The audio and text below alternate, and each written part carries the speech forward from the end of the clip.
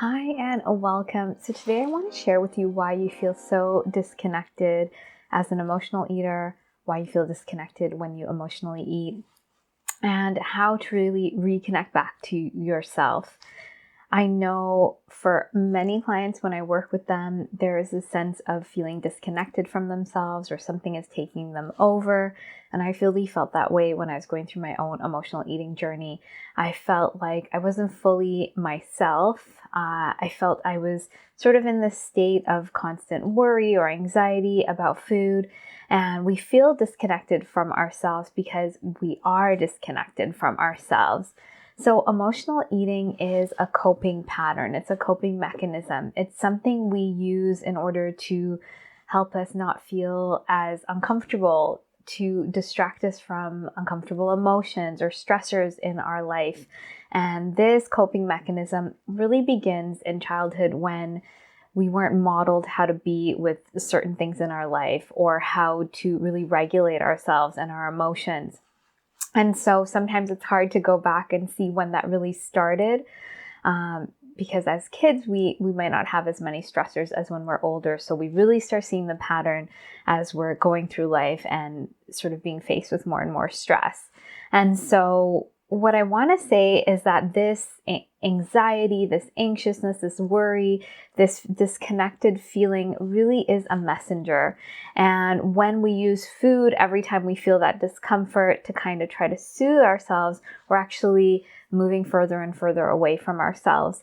And so what this discomfort is really trying to get our attention. It's sort of this messenger of something deeper that's going on inside of us. And so when we feel so much discomfort, and yes, of course, we don't want to emotionally eat and we try, the latest diet and trying to control food and we're trying to control our body, that is not really the solution of the deeper root cause of emotional eating. So, I love to say that at the root of emotional eating are unresolved emotions, and we really need to get into those roots and process them at a deeper level in the body. But there are other factors that can bring on anxiety and trigger our discomfort and feeling disconnected from ourselves, because this root of emotional eating and not being able to be with our emotions is that whatever discomfort comes up, we never really learned how to be with anything. So this sort of discomfort in our body can have different, let's say, causes. And this is why emotional eating is not just one-dimensional. It has multiple layers. And so when I work with clients, we work in this systematic way where we're uncovering what is really going on with their emotional eating. And of course, we start with triggers and we work through the phases of the program. And so, because emotional eating can be triggered by any kind of, mood that we have, any imbalance in our mood, this can happen through other avenues. And it doesn't always have to be sort of that deeper root. And so we work through this in order to create a foundation so that we can get into those deeper roots of the emotional eating pattern. And so our mood can be, I'm going to start off with in the area of nourishment and food. Our mood can be impacted by us not eating enough throughout the day. So this is where diets come in and start restricting our calories. And so this impacts our mood. It puts us in survival mode. And this can trigger us into binging. And also, when we're eating, following something external to us, we're not connected to our bodies and our body's sort of needs and how it's digesting. And when our digestion is off and we're also in the survival mode that throws off our digestion, our mood is going to be off. And that will impact us going towards food and sort of emotionally eating to sort of satisfy that. And so, this is how we're being impacted more or less on a food level. On a body level, what's happening is that if we're not really in tune with our body's rhythms and the rituals that it needs, we are impacting our mood in that way too. So if we are over exercising or we're mentally stressing our body out by sort of pushing ourselves through things, that creates stress. If we're not following the rhythms of our body, so for example, not getting deep sleep impacts our hunger and our mood. And so there are all of these different factors that start impacting our mood if we're not aware of them. And then if we feel our body should be doing something that it's not, then we get into a mood and then we soothe ourselves with food. So you can see how this sort of builds up, and there are these different layers that can be triggering the emotional eating. And then, of course, emotionally. So if we are emotionally upset, something happens and we don't know how to deal with that raw emotion or being triggered into that emotion, what happens is that we then go towards food again. And so there is emotionally being triggered, but there are other things, factors that are playing in more on a food level, a body level. And of course, there are also lifestyle layers that might be impacting our mood as well. And so it's important that when you are working on your emotional eating and moving through this journey, to be aware that there are so many layers, and we need to look at this really holistically. And so when I work with clients in the Emotional Eating Evolution program, we are looking at each of these areas to reconnect you back layer by layer to yourself.